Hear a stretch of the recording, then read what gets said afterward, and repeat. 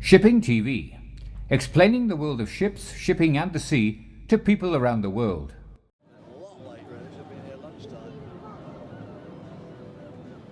A few days ago, on the 14th of August, we filmed the 70-year-old steamship VIC96 as she sailed into the port of Ipswich for the popular Maritime Ipswich event. It's now the second day of that event, Sunday, and she's alongside, getting hordes of visitors aboard who are keen to inspect every single thing, from bow winch to stern accommodation and engine room.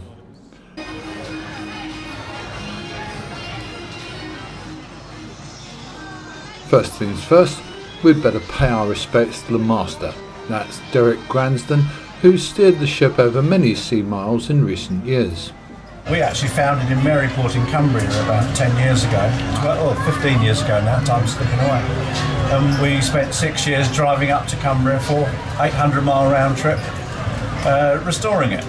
And then we had the 1,000-mile trip back round Scotland through the Crinan Canal, Caledonian Canal.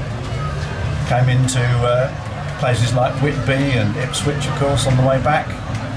I spent 5 very happy weeks playing parahandling. Tell me about how she handles it. It's not the easiest thing to control. It does have a mind of its own. If we're going along in a nice straight line, it will see another ship and think, oh, that looks attractive, and take a hive off to one way. But yes, it's a single screw, so if you go astern, it will suddenly walk very dramatically to port. But that can work to your advantage or disadvantage. In a seaway, it rolls a little, but yeah, we like it. It suits us. Close quarters handling in docks? It can be very heart in the mouth stuff, as you can imagine, but we've just about mastered it now. We've used it every year we've been out. We've been to Ostend across the Channel about half a dozen times, so we've done a bit of channel work, a lot of night work with it as well. VIC96 is laid out like a Clyde puffer, with a high forecastle housing the ratings accommodation, 4 iron frame bunks and not much else. Over their head, the steam winch or windlass, which has 2 chain gypsies for the anchors, a warping head on either side, and a wire winching drum to operate the derrick for loading and unloading. It's a complex machine.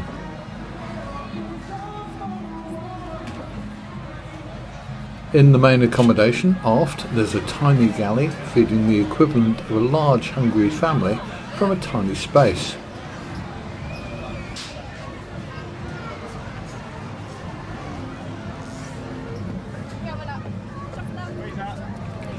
The rudder post passes through the skipper and chief engineer's cabin, right aft, with its 2 bunks and a bit more room than the ratings have. Just forward from there, the engine room.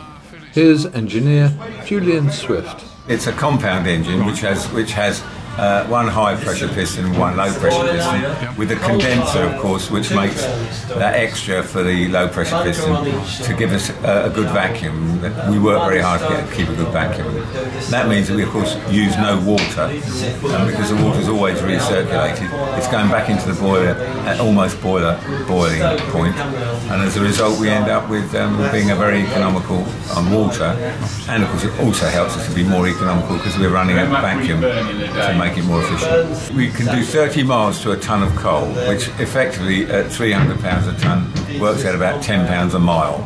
And so yes, it's quite expensive, but of course theoretically if we could carry 125 tonnes of goods, and we can go anywhere and unload it ourselves off the beach or at any quayside, the advantages that were at the time when these things were built made it quite a very economical form of transport. Coal was cheap then, of course. Original engine, as far as we know, yes, built in Great Yarmouth. And then of course there's a Cochrane boiler as well, which is Scottish built as well. All original as far as we can see. We love it. You can't have anything like arriving at a place, say in Scotland, and you're alongside of Scotland, going and visiting some of the local Scottish villages, just up by the Crinan or something like that. You come back and you're about to leave, and a fisherman is there just flicking mackerel onto your deck, as you're leaving, and they're flicking them on, and then you cook them. My wife cooks them straight away in the galley, and we were eating absolutely fresh mackerel as we go. Those sort of memories, and all the sorts of things that we went through as we were bringing her back down here were absolutely amazing. Plenty more for the future to talk about. And you're being dragged by the tide into where there's a...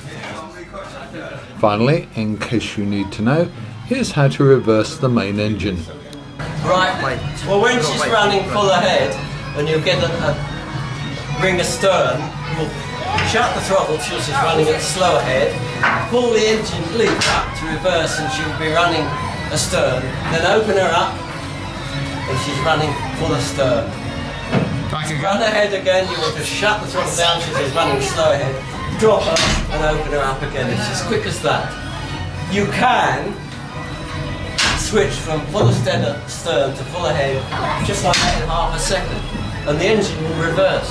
But we don't do that very often because of the inertia load that imposes on the top of the shaft. But being old and being conservatively built like a brick shithouse normally doesn't do it any harm. But a more modern thing would have fallen to bits. We hope to be back aboard VIC96 in the next few weeks or months.